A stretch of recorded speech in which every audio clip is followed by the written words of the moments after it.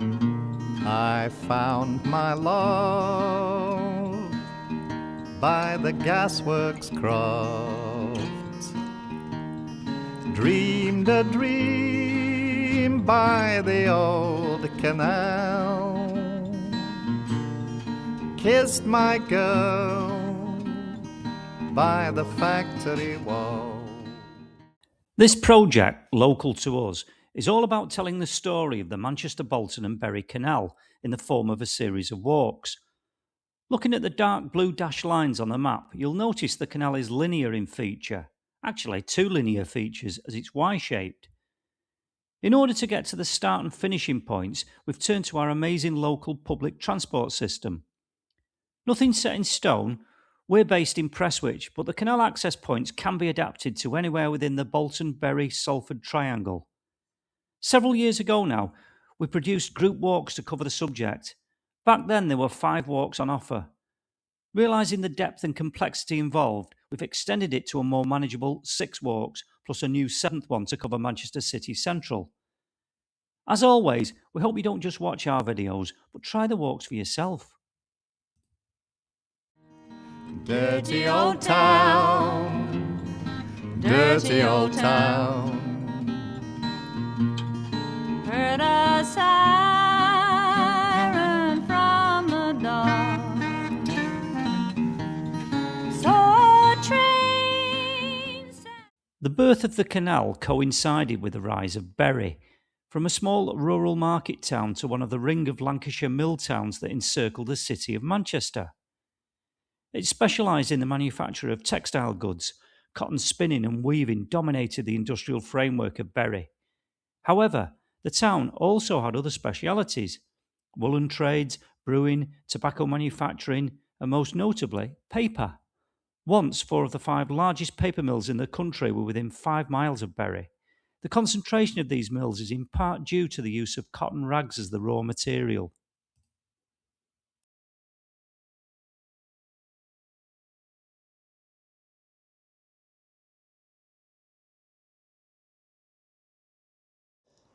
This is the site of Joseph Webb and Sons, or Irwell Forge and Rolling Mills. I reckon it warrants more than just a mention. Bury's Town Hall was built with steel from here. It's an example of the hive of industry that once dominated this area, sadly now unrecognisable. Study the photo of the foundry men here. It's an insight into the working lives of our ancestors.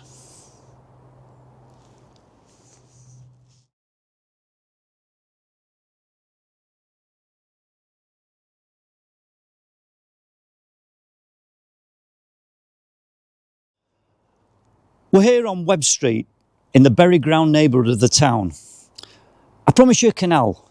Well, this is it. Our start of the Manchester, Bolton and Bury Canal. This is as close as we can get. As you can see, all evidence has been completely obliterated. Much of it today has been swallowed up by modern car showrooms. So I once again need to turn to an old photo to continue the story. The canal ran in an open length alongside Webb's Irwell Forge, which had its own dock, by the way, into a tunnel and under Soho Cotton Mill. It then went alongside Irwell Bridge Mills to another tunnel that went under the main Bolton Road. The canal was hemmed in by narrow industrial buildings, and there were a number of archways and docks that suggest the importance of the canal to these companies.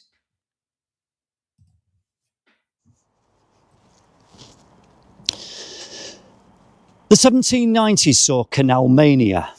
There was a real frenzy in canal building, with different canal companies vying for the same trade. We've come to see our canal as a dead-end and isolated affair, but it was most definitely in on the scramble.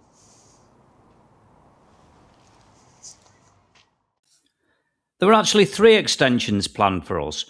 One is in the Bolton section, so I'll leave that for another day, but 2 are here in Bury. The first, called the Bury and Sladen Canal, would have gone all the way to Southby Bridge. Unfortunately, the Rochdale Canal beat us to it, capturing the lucrative trans-Pennine trade to boot. The other was going to be an 11-mile connection north to Accrington to tap into the Leeds-Liverpool Canal. This route would have cut off a huge corner to Manchester. Its name, the Haslingden Canal. Unfortunately, it never happened. If it had, our story would have been a very different one, not only for the MBBC, but also for Bury itself. I reckon the HC warrants a greater depth of explanation, for it would have been an engineering feat unique to the Northwest.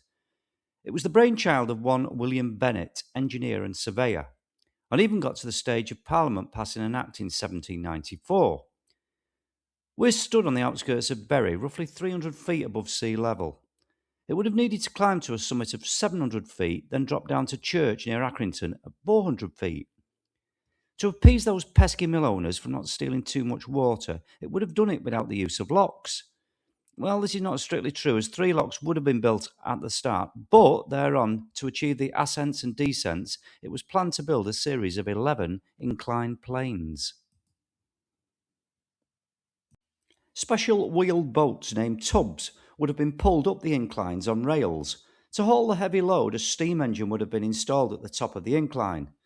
One drawback to this system meant it would have required goods being transshipped at Bury and Church from barge to tub and back again.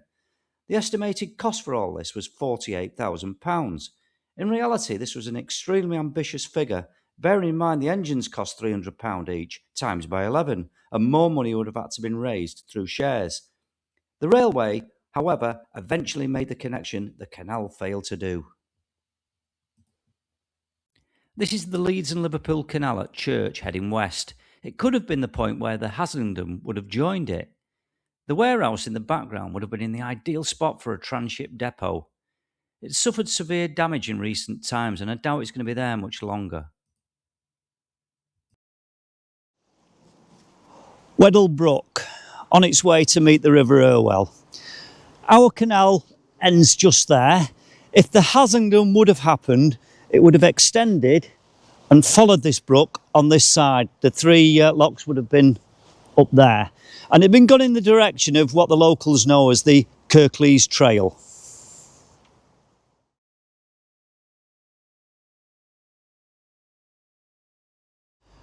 We're now on what was Lower Woodhill Road. This end of it has subsided into the river, unfortunately, so we can't proceed safely. What we need to do is go all the way around through the car showrooms. We need to do so because there's something I need to show you on the other side.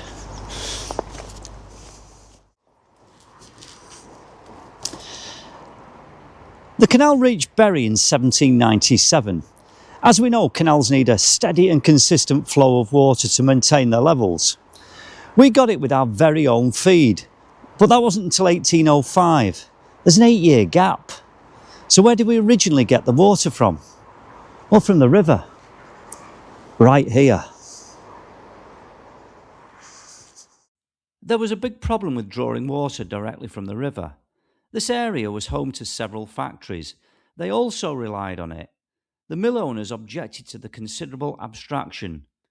Our canal needed a private source. You'll have to wait for part 2 to discover its solution.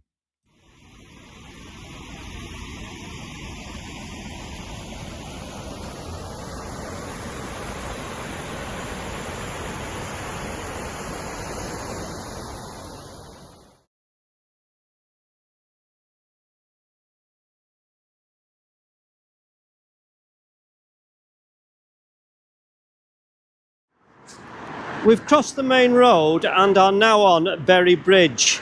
Today it's a multi-lane car madhouse, but in medieval times this would have been the crossing. I don't think much wider than today's footway. I need to put my head over the parapet to show you the shell of these buildings.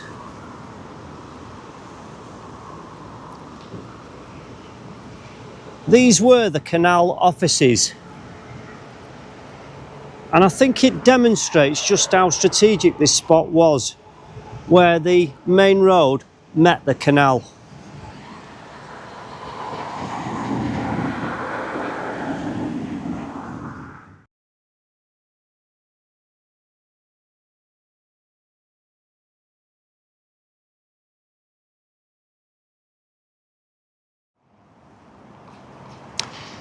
This is the line of the canal on the opposite side of Bolton Road.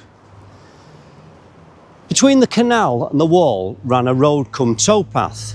Things will make more sense when I return to past archives, but before I do, notice that kink in the wall where the bridge sign is, and also the building of Martin's Bank in the background. We know the canal came through a tunnel under Bolton Road into what is now a small trading estate. The tunnel led directly into a brick warehouse. In front of the warehouse, on the river side of the canal, were some stable blocks. Horses were used to haul the canal boats and presumably the canal company wagons. Here is the exposed tunnel. Although it's sad to see the warehouse demolished, this gives us a vital angle of the positioning of the canal. Our eyes now turn south towards what was J.R. Crompton's Elton paper mill. Keep this wall in your minds. The MBBC was essentially a coal carrying canal with numerous collieries near its course.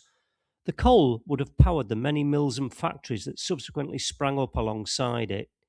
Now, look at the photo closely.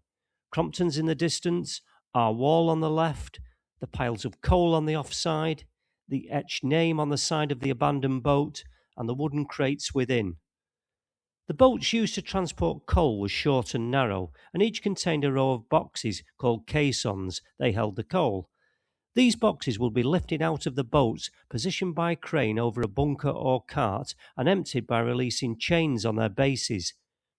This design, pioneered at Ladyshaw, helped keep the canal competitive, as it increased the speed with which loading and unloading of the boats could be performed. Well after the canal was abandoned, Crompton still brought coal here by barge, the short distance from the road. This only ended in 1966.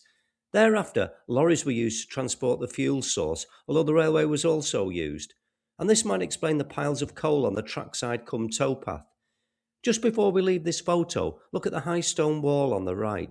The canal appears to split here. Well, it does.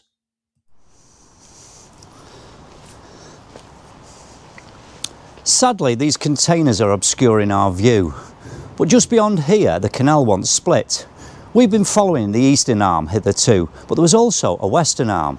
It was only short and only went as far as the main road. The only evidence of it today is this high stone wall.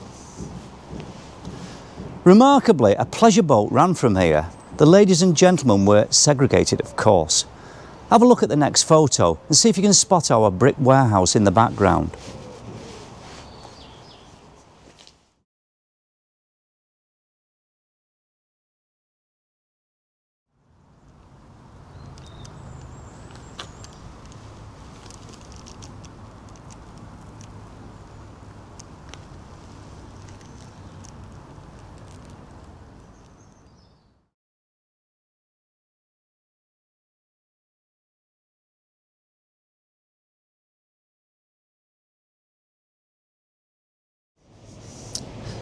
This was the entrance to the old paper mill.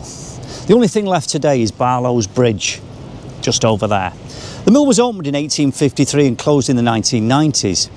It had a dog as its trademark. Its telegraphic address was Dog Paper Bury.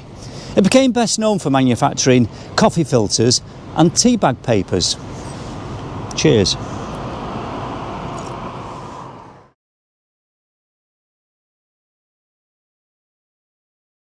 The site of the paper mill is today used as a firefighting training and safety facility. We were granted private access to the complex and returned on another day. Pertinent to this video, I was able to get a very close-up shot of Barlow's Bridge, underneath it, on the last remaining section of towpath and along the line of the canal back towards Bury. I cannot thank Matt and the team enough for their time and insight. Look out for their open days and explore this place for yourself. Not as obvious is this forgotten corner. I'm on the other side of those containers and therefore not too far from the split. I never thought I'd get this close.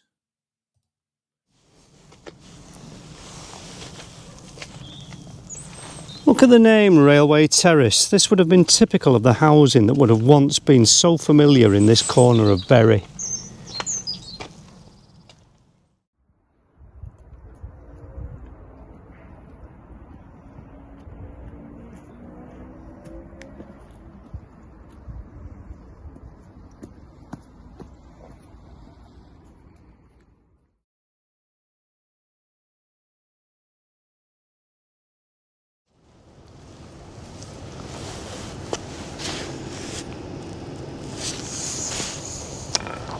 From here on Daisyfield Viaduct, we get a great vantage point, looking back at the line of the canal we've just come from. This bridge carried the Bolton to Bury railway line of 1845. I'm going to show you a now and then shot taken through the arch directly below us. It's followed by a very rare short video of coal being delivered to the boiler house of New Victoria Cotton Spinning Mill. What a find. Thanks, Mr. Arnold.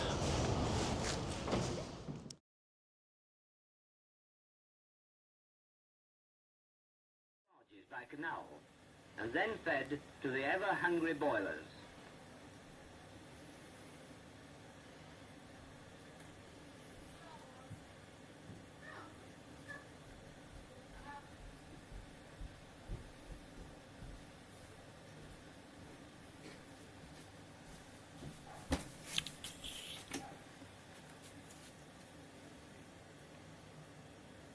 And here we see a very modern turbo generator, which develops goodness knows how many horsepower, anyway sufficient for the driving and brilliant lighting of a normal Lancashire cotton mill.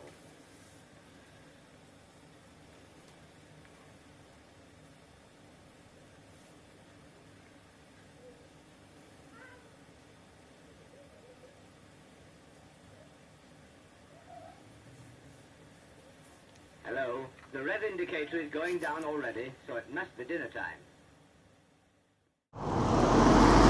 This next shot from 1973 shows the industrialisation here along the sides of the canal. Also an original but repaired 18th century bridge. Notice the number of factory chimneys.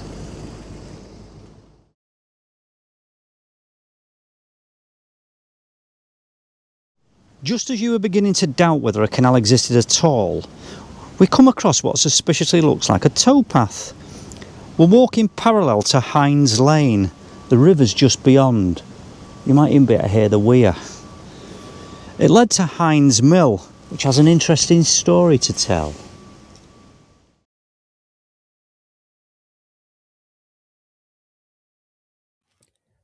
Here's a quirky sidetrack. Hines Mill once stood here, sandwiched between the river and canal. It was a logwood grinding mill. The logs were imported from Jamaica and had peculiar properties, capable of producing black, lilac and violet blue dye stuffs. The dye would have been used for colouring woolen cloth, felt hats and leather gloves. The logwood had to be first ground using a runner stone. One such discarded stone used to lie on the towpath somewhere near here.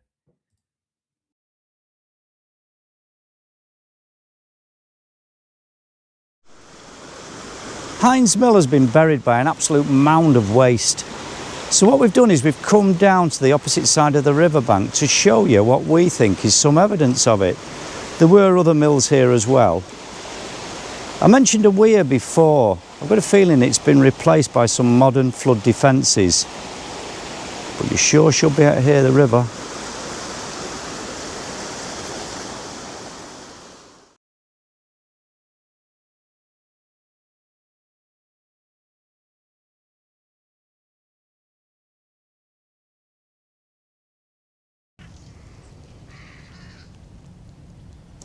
And by some miracle, we have a canal. For the next 5 miles or so, it's in a remarkable good state of nick. It's on what is known as the summit level. In other words, there are no locks to worry about. If the canal restoration has a future, then this section will be it. It won't go any further back towards Bury, so provision for an access road, slipway, mooring, car park and welfare block will have to be made. This will be the new start. You might have to squint your eyes for this one.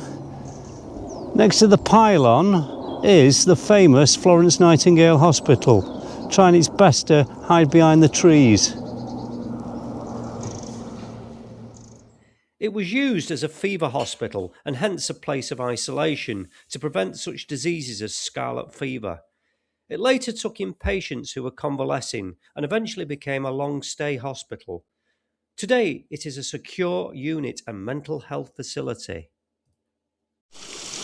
do you remember me showing you where we originally got our water from, straight out of the river near Bury Bridge? Well, over on the other bank is where the main feeder became established.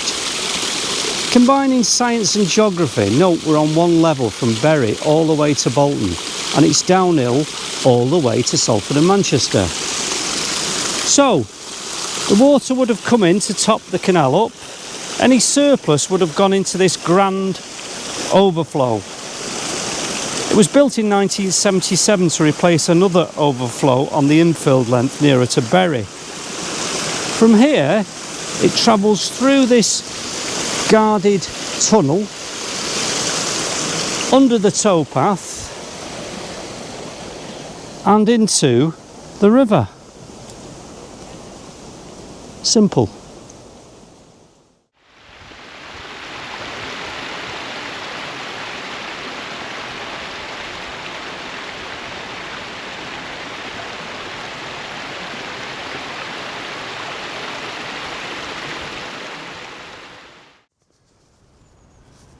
This bridge was originally arched and repaired in 1876 and again in 1897, the second time with old railway girders.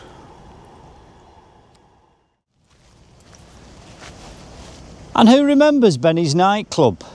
It was originally a canal-side pub, the Farmer's Arms.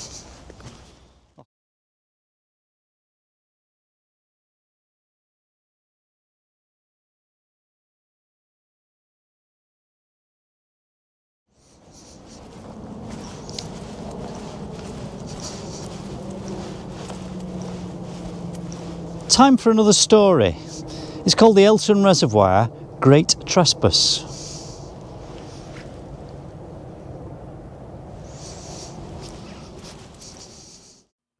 The Elton Canal Storage Reservoir was completed by about 1811 to supply the summit level, that's Bolton to Bury, of our canal. The reservoir came to fame in 1904 when the Lancashire and Yorkshire Railway, by now the owners of the canal, put up barriers to prevent the public from walking along the top. The embankment was a popular Victorian stroll. These were promptly dismantled by local people. The case went all the way through to the House of Lords, who found in favour of the people of Radcliffe and established the precedent of a right of way for all time.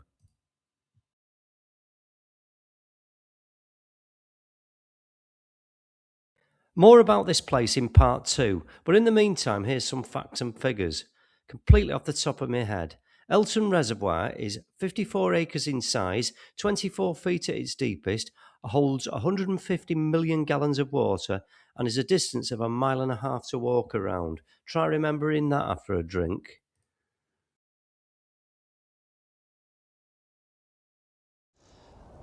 This was once Beely's Wharf. Chemicals, in particular rock salt, were taken in here. Salt was delivered from Cheshire by canal to bleach works all over Lancashire. They were unloaded here by steam crane and carried by a narrow gauge railway to the bleach works on Dumas Lane. This slab here is where one of the cranes would have been positioned. Oddly, the track wasn't built until 1870, that's after the main line, so a tunnel had to be built underneath it. You might notice a mound in the field. Well, that was the spoil from the tunnel dig. It was so small, special steam engines had to be built, appropriately named Ferret 1 and Ferret 2. So the line ran here and in that direction.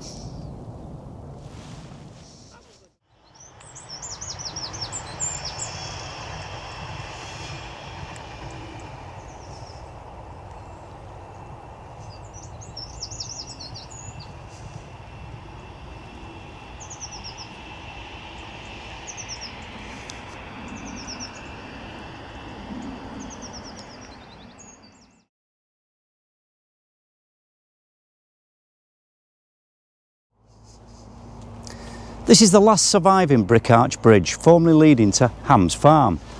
Notice the iron guards. I think they're called rodding strips. Look at the grooves on them. They were made by the ropes, the horses pulling the boats. The canal splits some farms in two. This was one of them.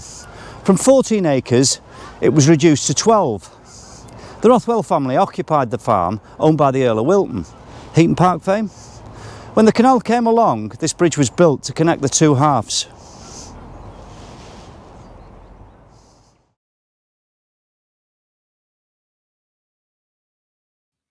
If you do get a chance to walk this way, then spare a moment to look back and absorb the fantastic views in the distance. The tower on Holcombe Moor, dedicated to Bury's most famous son, the futuristic wind turbines on Scout Moor, and the sugarloaf-shaped Knoll Hill, formed by retreating glaciers. The cluster that make up the Rosendale quarries are behind Knoll Hill. You won't be able to see them from here, but I wouldn't mind betting you'll come across evidence of what came out of them. We would like to pay tribute to all those concerned for the magnificent job they've done in restoring the towpath here, part of the Irwell Valley Way, Irwell Sculpture Trail and National Cycle Network No. 6. It can be used by everyone today, in particular those with motorised disabled scooters. I wish this ribbon of perfection could be extended all the way into the heart of Bury.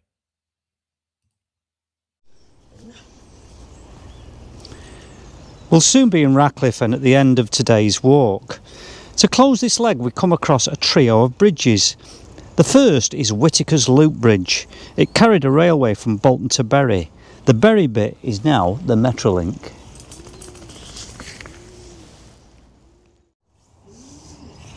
The second bridge is Whittaker's number 2. It's an occupation bridge, in other words a bridge that connects an estate that has been severed by a canal or railway. It replaced a former arched road bridge. The inscribed words are by New York conceptual artist Lawrence Wiener.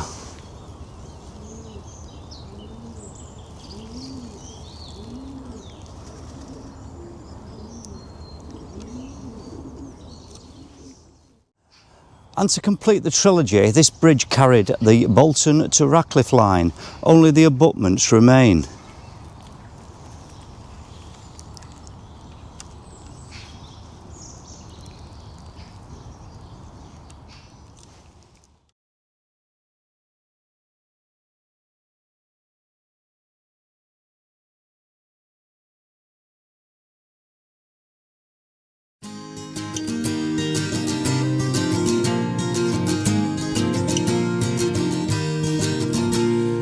Fire up the engine and bring in the lines and make sure you coil them up neat. We're away navigating, so it's all hands on deck, and the skipper's the best you will meet. The air it is fresh and the water is clear, but we've got no reason for staying round here. We'll be off just as soon as I've got me a beer, and I'm steering the Made in England. With the smoke in your eyes, the wind in your hair, the throb of the engine down in its dark lair, the water behind you, the tiller in hand, when you're steering the Made in England.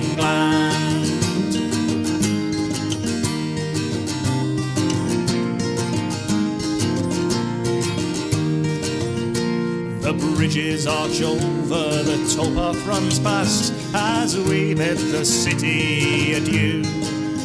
Now the green fields surround us and the hedges grow free. There's herons and kingfishers too. But now a lock looms before us, someone runs ahead to sweat with the windlass till they wish they were dead.